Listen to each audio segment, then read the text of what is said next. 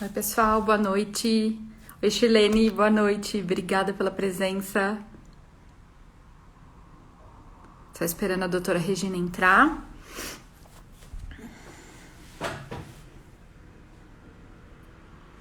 Oi, Mari.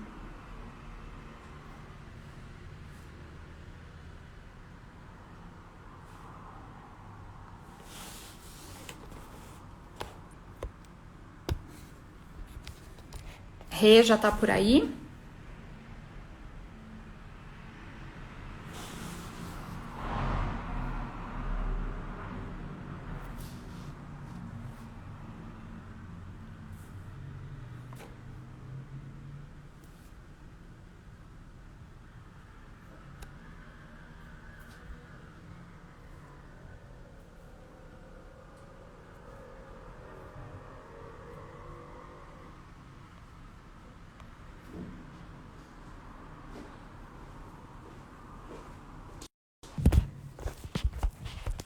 Oi, gente.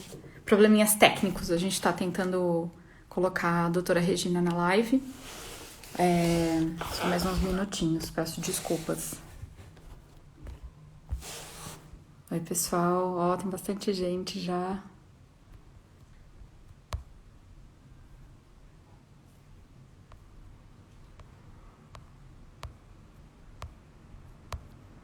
Oi, Ju. Oi, Ingrid. Oi, Lísia. Vai ser um bate-papo bem legal. A gente vai trocar experiências muito interessantes. Estou ansiosa para contar um pouquinho da minha história para vocês também. Tá todo mundo me ouvindo bem? Dá um joinha aí para mim que vocês estão me escutando, por favor, alguém. Legal, legal. Obrigada, Lísia.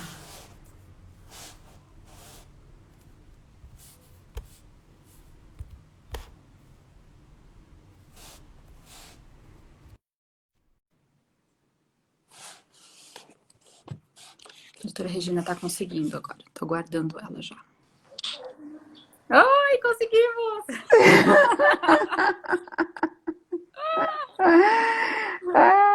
Conseguimos! Conseguimos!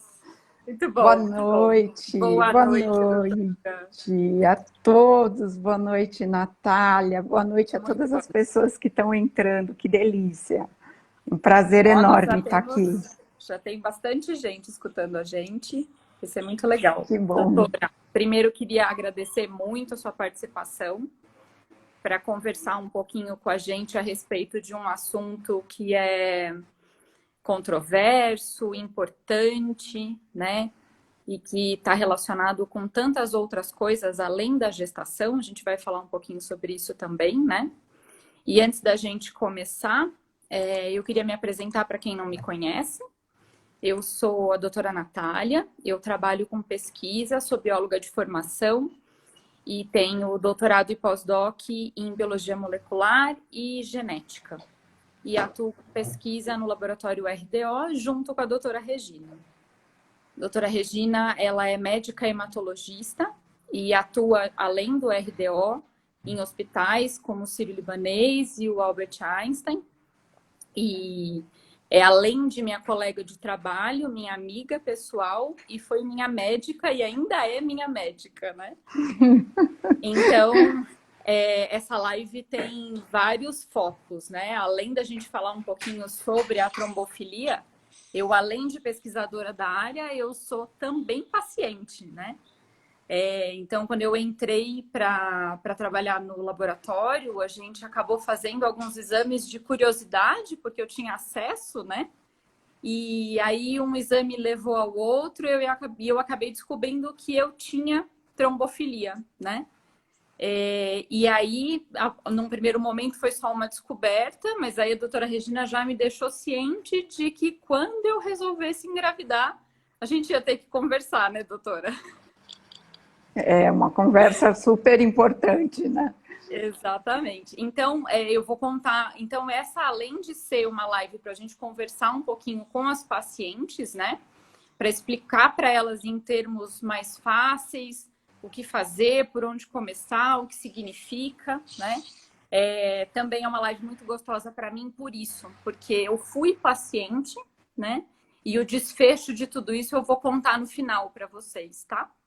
Então, doutora, queria agradecer mais uma vez a sua participação. E eu acho que a gente pode começar com algumas perguntinhas básicas. E aí, conforme vocês forem tendo dúvidas e perguntas, a gente vai colocando essas perguntas no meio do bate-papo, tá bom? Fiquem à vontade para fazer perguntas e para tirar as dúvidas de vocês enquanto a gente conversa. Com você, Regina, eu queria que você conversasse e começasse contando para a gente um pouquinho da sua história com a trombofilia e definisse ela para a gente entender de uma forma geral, assim. Olha, a trombofilia, ela é encantadora, porque, contudo, ela é um estado silencioso para a maioria das pessoas, né? Então, quando você vê que você pode ajudar pessoas nesse sentido, é muito bonito. Então, assim, vamos só definir trombofilia de uma forma muito didática, porque trombofilia, assim, não é uma doença, é um estado. Então, a trombofilia apenas quer dizer que você pode ter alguma coisa no seu sangue, ou algumas coisas no seu sangue, que se você tiver numa situação de risco, você pode trombosar de forma mais vulnerável do que a população em geral. E trombosar, na verdade, é entupir um vaso sanguíneo, é como se fosse entupir um encanamento, né? Então, veja, e a esse estado, a quem possui alguma dessas alterações, sejam elas hereditárias, sejam elas adquiridas, a gente dá o nome de um indivíduo trombofílico. Hoje aqui o nosso foco é falar das mulheres, e num período muito especial da vida, que é na gestação. Então, veja, nós temos inúmeras coisas, protocolos, classificações de trombofilia, tudo, mas o nosso foco aqui hoje, eu acho que é o oposto disso, é falar de uma forma muito mais humanizada e da forma que ninguém fala por aí. Porque por aí a gente só vê protocolos muito assim, receita de bolo. Se você, mulher, não se encaixar naqueles critérios, você não é trombofílica, você não é cuidada, você não é vista. E o que é mais grave, na minha opinião, a medicina, porque quando a gente fala trombofilia pela ciência, eu como médica hematologista, eu entendo que nós, na ciência, a gente peca por não ver o humano. E quando eu falo isso de não ver o humano, eu vejo inúmeros colegas que recebem mulheres que às vezes abortaram uma, duas vezes, e falam assim, isso não é nada não. Olha, quando você estiver lá pelo terceiro, quarto aborto, você volta aqui que a gente investiga. Como se isso fosse uma situação sem custo emocional, como se isso não colocasse em risco, muitas vezes, um casamento. Então, assim, a trombofilia, independente das classificações e de tudo, ela transcende as classificações médicas e a ciência. Ela transcende, porque é um desejo do humano, é você querer gestar, é você querer ter uma vida como qualquer outra pessoa. E às vezes um fator do sangue te impedir. Então, para você ter uma ideia, assim, existem inúmeros exames que a gente faz para saber se uma pessoa é trombofílica, mas eles não são indicados para se fazer de uma maneira em geral. Exemplo, amanhã você fala assim, bom, eu assisti a live da doutora Natália, da doutora Regina, eu quero saber se eu tenho trombofilia. A ciência não nos apoia nisso. Você Para precisa ter fazer, certos critérios, não é? sim, você tem que ter abortos de repetição, você tem que ter história de trombose na família com parente de primeiro grau, você tem, ou você já ter tido trombose, enfim, são certos critérios que às vezes deixam a paciente um pouco engessada. Eu Sim, canso de receber pacientes já no terceiro, quarto aborto, com uma situação emocional muito difícil, porque não é, é só isso, isso envolve muita de jeito coisa. nenhum. Sim, sim. Eu queria só fazer um comentário falando sobre isso. Eu acho que a gente está num momento divisor de águas para a medicina. Quando a gente não tem outro caminho a não ser olhar para o paciente como um indivíduo e personalizar o atendimento daquele paciente. Na minha visão de pesquisadora, cientista e mãe, não cabe mais a gente dizer para uma mulher que teve um ou dois abortos que ela precisa ter o terceiro para investigar alguma coisa. Né? Não faz mais sentido a gente olhar para esse tipo de situação e enxergar que precisa entrar dentro de alguns critérios, né? Então, essa É, humanização de olhar para essa mulher e entender que ela pode ser investigada antes desses processos extremamente dolorosos e que se uma vez aconteceu, já passou da hora, vamos investigar tudo que for necessário, né? Não é, deixar aquela situação se repetir, né? E criar traumas e acabar com muitas questões da vida dessa mulher, né? Isso precisa ser levado em conta, né? Isso precisa ser prioridade. repensado, isso precisa ser repensado, porque, de novo, não se faz investigação de trombofilia em todo mundo, como não se faz investigação para se tomar um anticoncepcional, não é indicado, é errado. Eu peço desculpas, eu não vi o nome da pessoa, mas passou rapidamente assim uma perguntinha que eu consegui pegar, que se a gente nasce com trombofilia. Então é assim, a gente tem dois tipos de trombofilia. A gente tem as hereditárias, e aí sim a pessoa portadora pode nascer com algum tipo de expressão de uma trombofilia hereditária, mas tem a trombofilia adquirida, que ela não vem nem do pai nem da mãe. A gente adquire durante a vida alguns anticorpos. Esse estímulo pode ser por infância, que se teve muita infecção, ou uso de antibióticos. Então, a trombofilia adquirida é o nosso corpo mesmo que forma anticorpos que, na intenção de nos defender, às vezes eles agem demais e acabam interrompendo, por exemplo, uma gestação, sendo anticorpos que são causa de abortos, de repetição, de déficit de crescimento dentro do útero, às vezes no finalzinho da gestação a mulher ter muita alteração de pressão e isso levar a um estado que a gente chama de pré-eclâmpsia ou eclâmpsia, né? Isso é um indicativo, né? Esse é um indicativo. Então, mulheres que tiveram qualquer tipo de problema na gestação, elas devem ser investigadas, elas devem. Porque, por exemplo, a trombofilia adquirida, quando você tem vários anticorpos que podem lutar contra o seu bebê, porque, na verdade, um bebê nada mais é do que um corpo estranho para o teu sistema imunológico, quando você engravida, esses anticorpos, eles podem gerar uma situação de acometimento no final da gestação, no pós-gestação. Quantas crianças nascem doentes por mães que não foram diagnosticadas? E a gente vê UTI neonatal lotada de bebês recém-nascidos, às vezes com muitos probleminhas, né?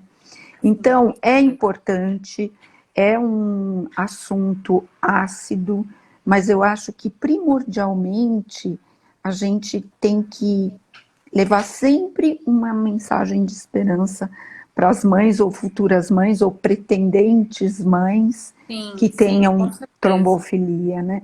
Porque você sabe, a gente está vivendo um isolamento agora, mas eu acho que uma trombofílica já vive um isolamento desde quando ela tem um diagnóstico, porque assim, olha, você tem trombofilia, se tiver indicação de tratamento, se tiver, o tratamento é através de injeções que você tem que tomar uma gestação inteira, muitas vezes. E às vezes até 45 dias depois do parto. Então, isso dependendo do caso, né, doutora? dependendo do caso e fundamentalmente de uma coisa que a gente chama de estratificação de risco. Então, traduzindo isso, o que é isso? Quando chega uma mulher trombofílica, a gente vai fazer vários scores da medicina, que são bem já sacramentados aí na cultura médica, e a gente vai ver se aquela pessoa tem um baixo risco de trombosar, um risco intermediário ou um alto risco. E aí, mediante isso, a gente consegue definir um tratamento mais adequado. Mas quando existe a gravidez, a gente não tem muita saída. Precisa ser através de injeções. Então, eu acho que é muito importante a gente tirar dúvidas básicas. Sim. E isso assusta, né, doutora? Essa parte, quando a gente diz para uma gestante que ela vai tomar injeções diárias durante a gestação inteira e no pós-parto, e que elas são de alto custo, tem todo um processo, né? Então, isso era uma das coisas que a gente queria conversar também, né?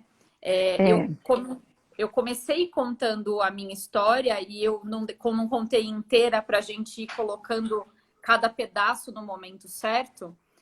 Mas quando a gente fala do tratamento com a enoxaparina, para vocês terem ideia, no dia que eu descobri que eu estava grávida, eu já liguei no mesmo dia para a doutora Regina e para a minha obstetra maravilhosa, a doutora Elis, que inclusive depois que a live terminar, eu vou deixar todos os arrobas de todos esses médicos que entendem dessas gestações de alto risco, porque um acompanhamento correto é primordial para que tudo ocorra bem, né, doutora? Pessoas que estão acostumadas a lidar com esse tipo de problema, que entendem que uma gestante de alto risco não é uma gestante comum, né? Então, quando eu descobri que estava grávida, no dia que eu descobri, eu liguei para a doutora Regina e para a doutora Elis. No dia seguinte, eu estava tomando já as injeções de enoxaparina, né, doutora? Então, assim, é assustador. Eu passei por um período muito assustador, porque a gente toma as primeiras e elas doem, e aí você não consegue imaginar passar os 9 meses passando por aquilo. Mas no decorrer dos meses, vai dando tudo tão certo, né? A gestação evolui de uma forma tão positiva, com crescimento adequado, e tudo vai entrando de uma forma tão boa que você não consegue focar no problema da injeção, né? Então, a gente vai, inclusive, depois explicar direitinho como fazer o uso dessa injeção. E eu vou deixar para vocês também no final da live um passo a passo de como conseguir também essas injeções através do sistema público. Quem pode conseguir essas injeções? Quais são os caminhos para isso, né? Isso é super importante, porque quando a gente dá esse diagnóstico e já fala das injeções, a mulher, a gestante já sai tonta do consultório, porque é muita informação diferente e são mundos que a gente não tem contato no dia a dia. Exato. Você está vivendo um sonho de gravidez, aí de repente, pô, uma injeção todo dia, não, mas eu não sei aplicar, eu tenho horror à injeção, quem vai me aplicar? Será que eu consigo? Será que eu aguento? Então, assim, esse passo a passo que você vai deixar é fundamental, é importante, porque a hora que a gente faz isso, as pessoas ficam muito perdidas, né? E é importante entender, para começar, por que injeção? Se a gente tem tanto anticoagulante na praça, se a gente tem tanto remédio anticoagulante, e a gente precisa justamente... Né? Por quê? A medicina não evoluiu, mas olha, a resposta é muito simples, ela é dolorosa porque tem que aplicar, mas a enoxaparina ou as heparinas, elas têm uma molécula muito grande, então a enoxaparina é a única que não passa para o bebê, simples assim. Todos os outros anticoagulantes que a gente toma por boca, por remédio, eles não conseguem ficar só no corpo da mãe. Eles passam para o bebê. E isso é muito ruim. Isso, imagina uma dose para o nosso tamanho. Para uma pessoa de média de 70 quilos, você mandar um sangue com uma dose para uma pessoa de média de 70 quilos, para um bebê em formação. Então, é Não tem impossível a menor realmente, possibilidade. Sim. não tem. Então, tem que ser a injeção. Eu gosto muito de conscientizar minhas pacientes disso, porque a partir do momento que você entende o porquê, você aceita melhor. Você entende. E aí, também nós temos uma dúvida que é reincidente no consultório, que é como e onde devemos aplicar a inoxaparina. Então, porque a gente tem a sensação que por estar grávida, a gente não pode chegar perto da barriga. Mas não, é, eu acho que a gente tem que começar pela barriga, porque conforme ela vai crescendo, você não vai tendo mais lugar depois para aplicar. E Não, a exato, Nath é exato. a que pode dar um depoimento fiel disso, né? Então, eu vou dar Nossa, eu uma fiz dica. milhares de tentativas. Eu vou dar uma dica bem facinha para vocês. Ó, vou pegar, sei lá, o que que eu vou pegar aqui? Uma fita crepe eu tenho na minha frente. Então, finge que esse é um umbigo, tá? Então, quando vocês forem aplicar o Clexane, põe uns 2 centímetros, no máximo uns 2 dedinhos acima do umbigo e faz a primeira injeção. E depois, 2 centímetros de distância do anterior, aplica a segunda. Em movimento horário ou anti-horário, mas sempre com a ideia de fazer um reloginho. Quando acabar esse círculo, que chegar aqui e fechar o círculo, já apliquei Clexane em volta do umbigo inteiro, uma média de uns 2 centímetros de distância de cada aplicação, sobe mais 2 centímetros e começa um novo diâmetro, e vai rodando, vai E rodando. assim vai. E assim vai, essa brincadeira dá para ir até o 5º mês. E aí você vai deixando a lateral do abdômen, os hipocôndrios, né, que é essa parte mais do pé da barriga que a gente fala, também mais para o final da gestação, para o 3º trimestre. Podemos aplicar também na área interna das coxas. Tudo onde a gente aperta e faz Uma gordurinha, dobrinha, né? manda bala. Então, É. essa parte dos braços também é um local, só que aqui a mulher não consegue se auto-aplicar. Precisa de alguém para pegar nessa gordurinha do braço e poder aplicar. Sabe aquela gordurinha da cintura, aquela que a gente tem ódio Ai, mortal? aham. Aquela. Se o marido ou um familiar estiver ajudando, ela também é perfeita. Para as mulheres que têm verdadeiro horror à aplicação, eu acho que às vezes uma almofadinha de gelo, essas de Ai, eu ia falar isso. laboratório, Me pode ajudava ajudar. demais, me ajudava Me demais. fala, te ajudava, Nath? Sim, de tudo isso que você está falando, né, que foi a orientação que você me deu quando eu comecei a tomar, eu tentei todos os lugares. Eu tentei interno de coxa, eu tentei as laterais no quadril, eu tentei no braço com a ajuda do marido, e nenhuma delas me era muito confortável. Eu sentia muita dor em todos esses locais. Por incrível que pareça, o lugar que eu mais me acertei foi na barriga até o final da gestação. Tá vendo? Eu Tá fui vendo? revezando os lugarzinhos em volta do umbigo, ali em regiões sempre parecidas, e o que me ajudava demais era o uso do gelo. Eu sempre colocava um gelinho por alguns segundos antes de aplicar, dava uma amortecida, né? E Isso. com o passar do tempo também, essas dores são mais iniciais. Depois do 4º, 5º mês, eu já não, você não sente mais muita coisa, porque aquilo vira um hábito, né? É verdade, é verdade. Mas que bom que você usou bastante a região da barriga, porque fica bem confortável. Depois do Sim, 5º mês, aí eu concordo, porque a pele do abdômen começa a esticar muito, vai dando uma começa. aflição, né? Isso, começa a ser um pouco aflitivo. Mas Sim. até lá, e assim, jamais está perto do útero. Podem aplicar sem medo. A distância é imensa do útero e do tamanho Sim, da sim. injeção, tá? Ó, Outra tem coisa que, várias pessoas falando que tomou na barriga a gravidez inteira também, que foi super que tranquilo. bacana, Tem que outra bacana. falando aqui que tinha muita dor. Eu dependia do dia. Tinha dia que doía muito, tinha dia que era mais tranquilo. dependia também do meu estado de espírito, sabe? Aqueles dias que você tá muito cansada, e aí você fala, É, poxa, ainda tem que aplicar isso, aí parece que dói mais, né? Tem tudo isso envolvido também, né? outro esclarecimento que eu acho importante falar da própria injeção é o seguinte: a gente vê, eu não vou citar marca nenhuma, mas a gente vê uma diferença muito grande no mercado de diferentes marcas e diferentes preços. Então, é sempre assim muito recorrente as pessoas virem perguntar, mas doutora, será que dá para comprar? Olha que diferença tudo. Gente, todas as injeções são bastante seguras. A diferença está na industrialização, na fabricação da seringa. Então, umas Isso. são mais confortáveis de aplicar, solta um dispositivo de segurança, isola a agulha, outras não têm isso, portanto, podem ser mais baratas.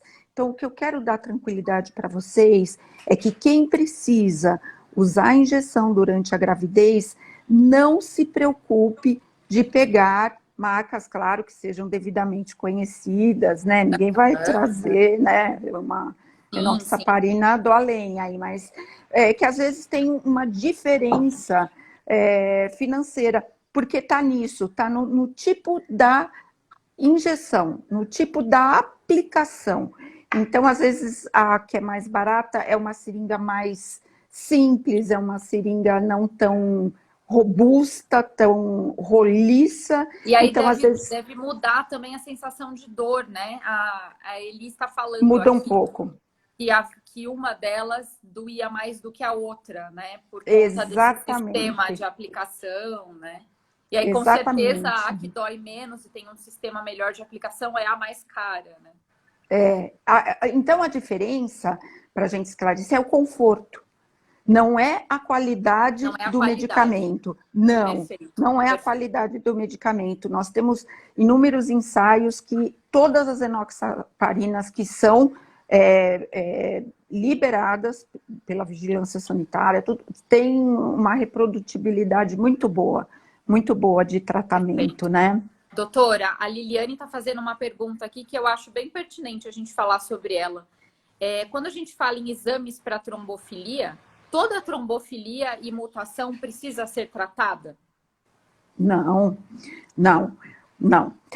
Exatamente, nós vamos cair naquela observação inicial que a gente tem inúmeras trombofilias, as trombofilias hereditárias, as trombofilias adquiridas, mas nem todas devem ser tratadas.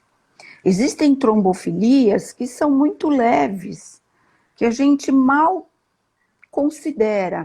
E existem trombofilias que são gravíssimas. Então, vou dar um exemplo: uma deficiência de antitrombina 3. Ainda bem que é rara, mas é gravíssima. Então, assim, não é porque se tem uma trombofilia que vai se tratar de jeito nenhum.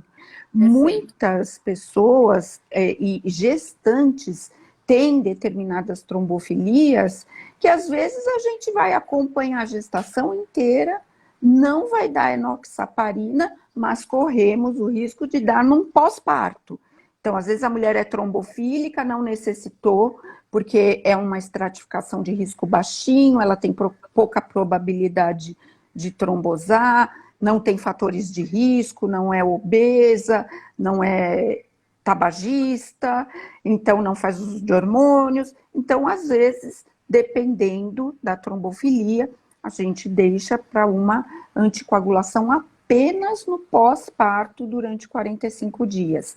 E outra coisa, as trombofilias, elas também podem ser combinadas. Então, às vezes, não é ter uma só. Às vezes a pessoa tem uma trombofilia hereditária e também descobre que tem uma trombofilia adquirida. Adquirida. Então, adquirida. Que Então, essas combinações, né, vão aumentando o risco. Então, é baseado nisso que a gente vai se posicionar e dizer se vai ser necessário ou não um tratamento, né? Quer dizer, essas E conversas todas deixam muito claro para a gente o que a gente falou lá no comecinho, né? Que a medicina ela é individualizada, né? Tudo depende do individualizada. histórico da paciente, Tudo depende de vários fatores que precisam ser analisados em conjunto para entender o que essa gestante precisa de tratamento, né? Às vezes só um Exatamente. acompanhamento de perto, às vezes a enoxaparina, outro medicamento, né? Então, não existe uma receitinha pronta, né? Não, não existe. Até porque são inúmeros os exames para a gente diagnosticar a trombofilia. Estou vendo aqui uma perguntinha meio de longe. É uma junção.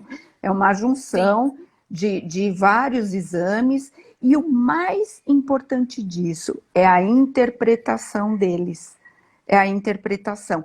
Quando você tem uma união importante entre o obstetra e o hematologista, eu acho que o paciente sai ganhando tanto, e eu acho perfeito. que isso é que move muito o meu trabalho, o trabalho da doutora Elis Nogueira, que é uma obstetra maravilhosa, super especializada em síndrome do anticorpo antifosfolípide em gestantes. Então, essa troca de profissionais, ela é muito enriquecedora para os pacientes e ela é necessária. E é uma Sim. coisa que não acontece no dia a dia. Os Não, de jeito. médicos não se conversam, né? Os médicos não se Exatamente. conversam, não trocam ideias. Então, é muito importante que a gente tenha essa proximidade para ter discussões clínicas. O obstetra e o hemato, que Quantas sabe vezes, não é, tratar, né? doutora? Você e doutora Elis fizeram ligações no Viva Voz comigo no consultório. O que a gente faz agora para discutir, não é?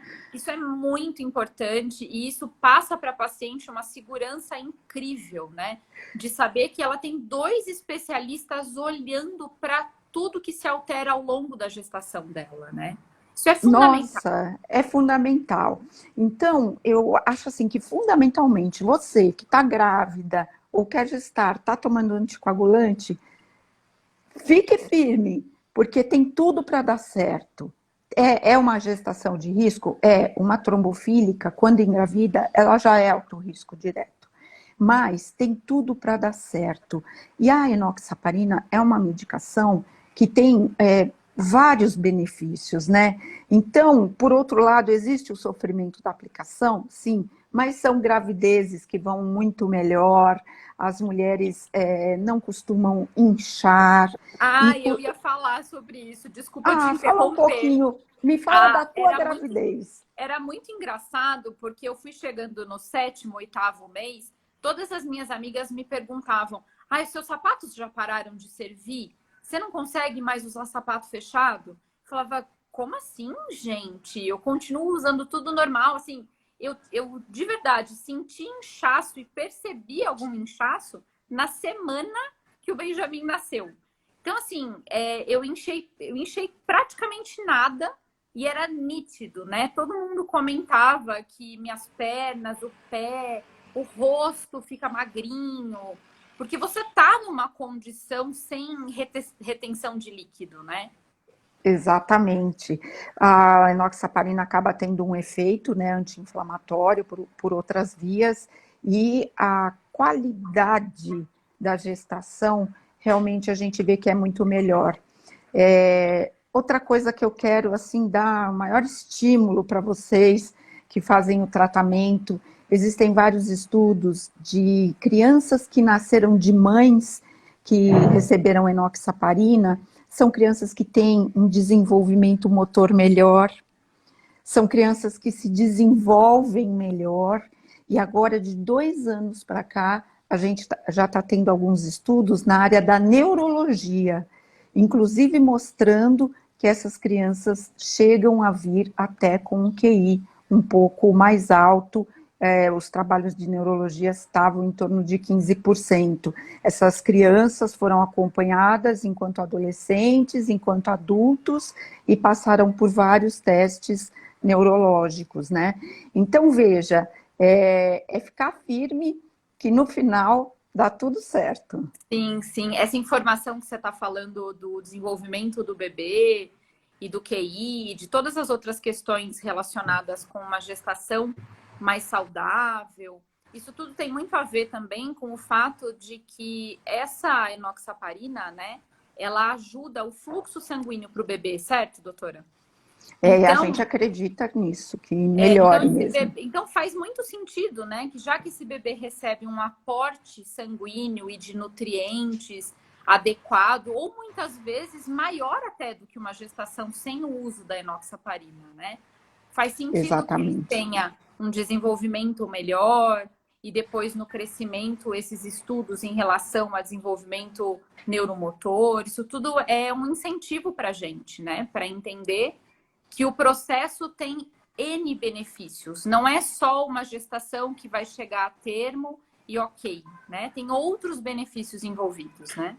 Que vão vir na linha do tempo. Com E o que eu certeza. quero, assim, conscientizar vocês de uma forma, assim, muito importante, é que, por exemplo, a trombofilia na gestação, ela é um período, ela é passageira, essa mudança, né, no corpo da mulher e tudo mais, mas uma mensagem que eu quero muito deixar para vocês é do cuidado que nós temos que ter, principalmente depois da gestação e no decorrer dos anos da vida dessa mulher trombofílica.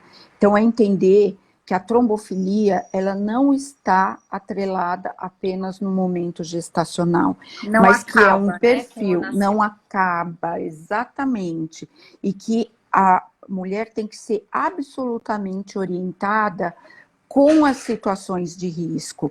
É que a gente, às vezes, não consegue falar tudo na época gestacional, porque o foco está tão na criança, que se eu chegar e falar assim, olha, na sua terceira idade, você pode ter mais risco de AVC se você não se cuidar. Não, Nada disso vai ser esquece. absorvido. Regina, eu estou indo fazer compras, né? Não tô... Então, assim, Exato. é muito importante que a paciente trombofílica não fique só no momento da gestação com importância para esse tema, mas que tenha o acompanhamento de um hematologista especializado nessa área de trombofilia, que também não é tão simples de achar, né? Exato, exato. Mas para que possa se cuidar dos riscos futuros. Entender que a trombofilia é uma coisa que vai estar na tua vida e não só na sua gestação. Então, Exato. é muito importante que a trombofílica tenha orientações de em que situações ela deve se precaver, se prevenir, por exemplo, nas situações de risco, que são viagens longas de avião. Então, sempre que você passar de 4, 5 horas de avião, a trombofílica precisa, e os homens também, precisa ter cuidados profiláticos e que o hematologista vai estar totalmente alinhado e passando tudo. Outra situação de risco pós-operatório. Então, daqui a pouco você vai estar com seu filho com 20 anos e você vai fazer uma cirurgia plástica.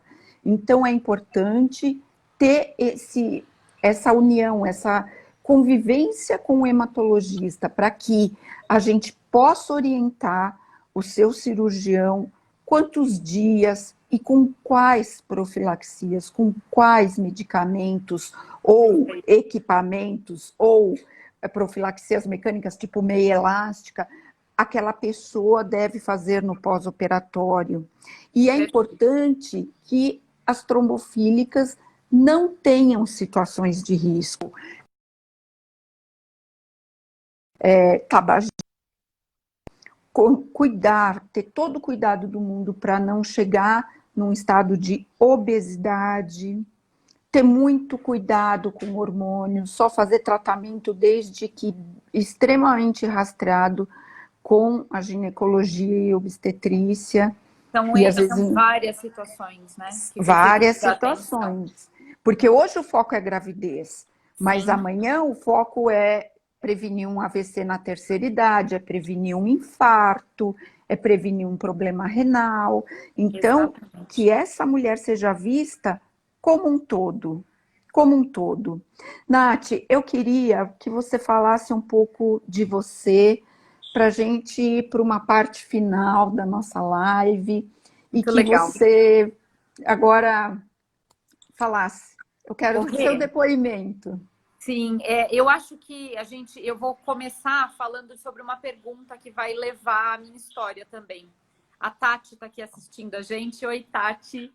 E ela está perguntando se uma gestação que foi interrompida por causa do bebê parar de engordar, se isso tem a ver com trombofilia, restrição de crescimento, né? Então, queria que você dissesse. Sim, uma das coisas nas trombofilias, por exemplo, adquiridas, que são através de anticorpos que a gente adquire na nossa vida, essa é uma das maiores ações deles. Tentar, porque veja, quando o corpo da mulher entende que a criança é um ser estranho para aquele corpo, esses anticorpos vão fazer de tudo para que ocorra o abortamento. Mas muitas vezes eles não conseguem. Então, o primeiro momento é impedir o crescimento do feto. Então, é aquela briga imunológica e esses anticorpos trabalham para isso. Então, o que a gente chama de restrição de crescimento intrauterino, que nada mais é do que o bebê deixar de crescer, pode sim, não 100% das vezes, mas pode sim estar muito relacionado com trombofilia, sim. Legal, legal. Ó, a gente tem aqui mais uns 15 minutos, pelo menos. Antes da gente encerrar, eu queria ler algumas perguntinhas. E queria pedir desculpa, porque a gente não vai conseguir responder todas. Eu vou deixar aberta a caixinha de perguntas depois nos stories.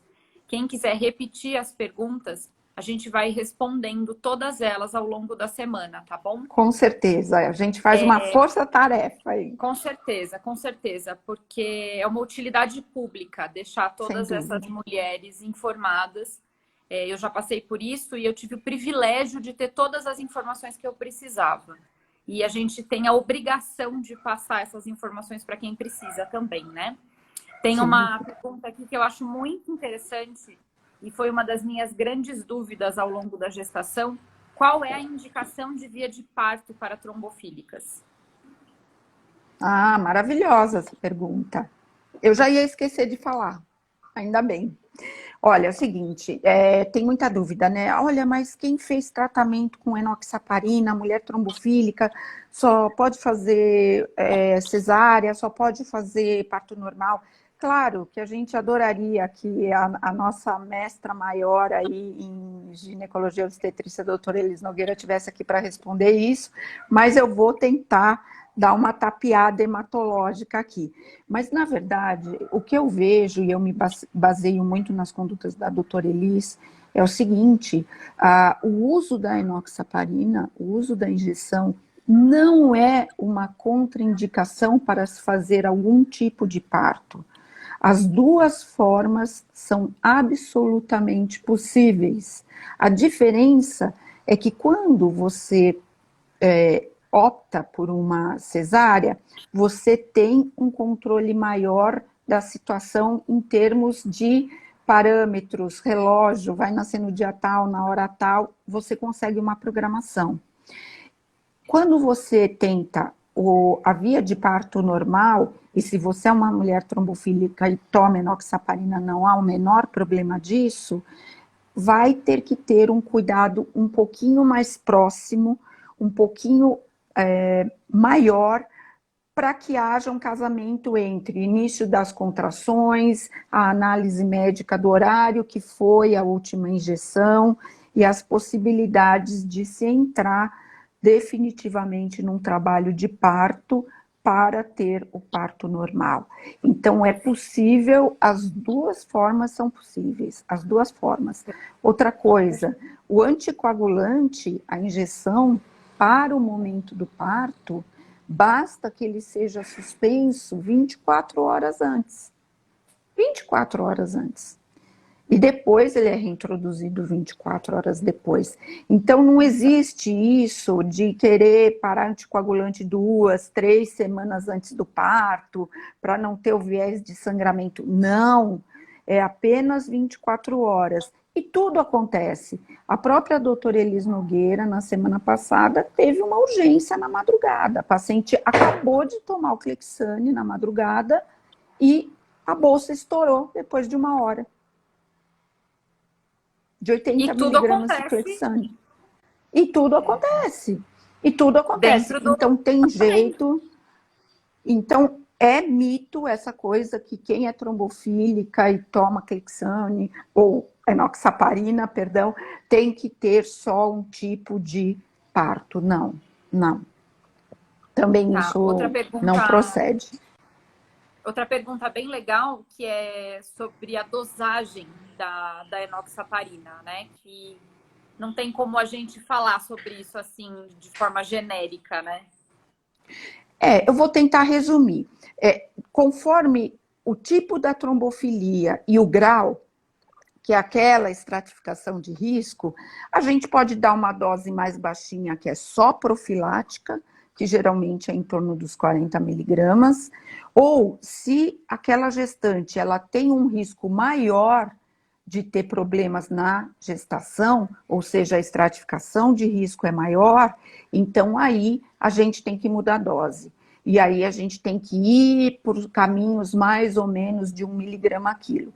Então, isso depende muito da análise mensal do estado daquela gestante trombofílica, para ver como que ela está na gestação, como que esses fatores estão se comportando, e dependendo do risco, se ela é de baixo, intermediário ou alto, vai tomar uma dose menor, só profilática, ou vai tomar uma dose um pouco maior, devido a ter um risco maior de probleminhas na gestação, que vai desde abortamento, vai desde a restrição de crescimento intrauterino, pode ter problema de pressão, principalmente no último trimestre de pré-eclâmpsia, que são problemas atrelados a isso. Perfeito. Tem muitas perguntas. Eu peço mil desculpas a todas vocês por não Desculpa. responder. Mas assim, por favor, refaçam essas perguntas para a gente na caixinha que eu vou deixar. A doutora Regina vai deixar também. E a gente vai responder todas elas, tá? Eu Quem pretendo sabe a gente deixar faz uma live de respostas também, isso que né? eu ia falar. A gente pode fazer uma live de plantão de dúvidas, pegar Perfeito. todas essas dúvidas e ir esclarecendo uma a uma. Também Perfeito. é muito possível isso. Sim, sim. Então a gente vai falar sobre tudo que vocês estão perguntando aqui, tá? Com certeza. E aí, para a gente começar o fim, quando eu falei da pergunta da Tati a respeito de restrição de crescimento, que a doutora falou que tem a ver com a trombofilia, foi um dos pontos que aconteceram comigo, né? Eu tive uma gestação maravilhosa, fiz uso da enoxaparina a gestação inteira, fui acompanhada na unha com a doutora Regina e com a doutora Elis, né? Que ficaram ali em cima de mim. Isso é muito importante entender também, que é um acompanhamento cansativo, né? Repetição de exames o tempo todo, uso de muitos medicamentos e vitaminas, e é um acompanhamento muito rigoroso. E assim, graças às duas, né, eu não tive intercorrência nenhuma, minha gestação foi totalmente tranquila. E aí, quando eu completei 37 semanas, no último ultrassom que eu fiz, que inclusive o Dr. Paulo Chinem também fez um acompanhamento de medicina fetal maravilhoso, que também é muito importante que o médico que está acompanhando o ultrassom entenda todas as restrições envolvidas numa paciente trombofílica, para que ele olhe com mais cuidado para esses ultrassons que estão sendo feitos, né? Então, isso também é muito importante. E aí, quando eu completei 37 semanas e fiz o ultrassom, ele já começou a ter restrição de crescimento. Ele não ganhou peso de uma semana para outra. E aí a gente já começou a tomar algumas decisões ali. Doutora Regina, doutora Elis, doutor Paulo conversou com elas. E aí eu fui para a maternidade para indução do parto normal, que era o que eu queria, né? Doutora Elis sabia desde o começo que eu queria parto normal, sempre me deixou à vontade com essa escolha de que era possível sim, mesmo fazendo uso da enoxaparina. E aí eu fiz a indução do parto normal. Infelizmente, eu não consegui pela via de parto normal, mas a gente tentou bravamente por muitas e muitas horas, né? A doutora Eli estava lá segurando a minha mão por 30 horas, eu acho, nem me lembro mais. E no final eu acabei precisando de uma cesárea, mas tudo de uma forma muito tranquila, tudo muito bem programado, tudo sem nenhuma intercorrência, né? Então, o que eu posso dizer para as gestantes que estão aqui assistindo a gente e estão passando por essa situação do uso da enoxaparina diário e todas as dúvidas e as angústias e as incertezas de que se vai ficar tudo bem, se eu vou ter algum problema porque eu estou usando essa medicação. O meu depoimento é absolutamente positivo, né? A enoxaparina só trouxe benefícios para a minha gestação. Eu tive uma gravidez completamente assessorada e sem nenhum problema. E depois, quando a gente passou por todo o processo de tentar o parto normal, que foi absurdamente respeitado pela doutora, o que é muito importante também, né? Que todas vocês encontrem obstetras que respeitem a sua vontade, né? Que respeitem o seu direito de escolher o tipo de parto, como vai ser feito, né? Que tudo seja feito da forma mais humanizada possível, né? E logo depois, a gente teve o nosso Benjamin com Apgar 910, completamente saudável, sem nenhum problema, né? Então, depois que nasce, você vê que tudo correu bem, esse é o maior presente, né? Não tem nada que pague o grande desfecho, que é uma gestação concluída com sucesso e um bebê saudável em casa com a gente, né? E aí, como mensagem final de incentivo real para vocês, né? De alguém que viveu isso na pele e de que passou por todas as angústias que muitas de vocês devem passar, vale a pena cada segundo, cada injeção e cada dor de cabeça ao longo de uma gestação de alto risco. E aí eu vou mostrar para vocês por que é que vale a pena.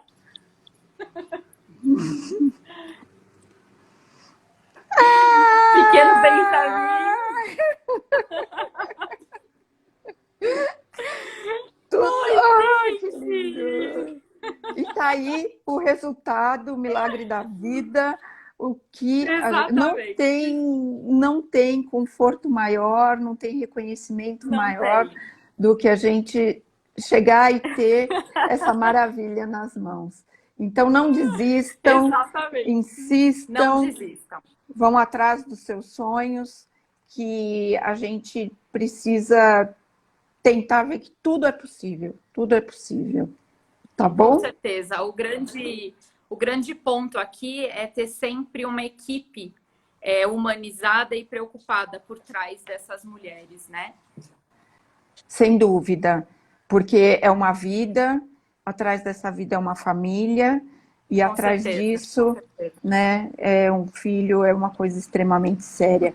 E a gente quer, com essa presença maravilhosa do Benji, a gente quer dar um tchau maravilhoso aí para vocês, agradecer todas as perguntas. Eu e a Natália, a gente vai se dedicar, a gente vai montar assim que a gente pegar nossas agendas der certinho, talvez numa quinta-feira, nesse mesmo horário, e vamos responder as várias perguntas. E aí a gente vai pedir que realmente seja um plantão de dúvidas para a gente poder esclarecer o maior número de pessoas possível.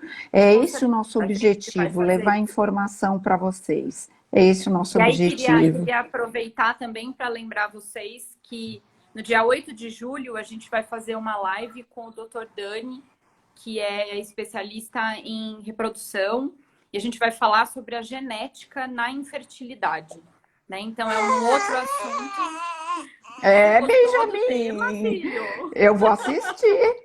Um outro assunto muito importante para a gente conversar para as tentantes que estão aí na luta, né, nos processos de fertilização, tá bom? Pessoal, agradeço muito, muito mesmo.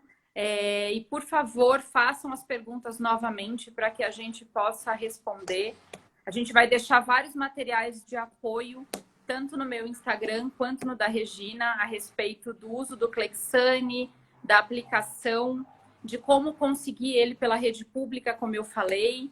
e algumas pessoas pediram um protocolo de exames a serem solicitados.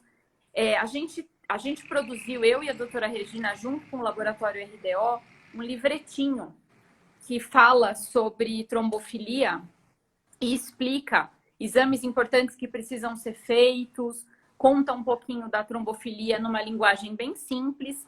Ele está disponível para baixar, tá? Em PDF online. Eu vou deixar também no meu Instagram e no da doutora Regina para vocês terem acesso a esse material, tá bom? Tá ótimo, então. Olha, um Então, grande tá bom. beijo, muito obrigada pelo convite e Eu que parabéns por agradeço, tudo que você doutora. Foi passou muito e bom. fez. Eu que agradeço.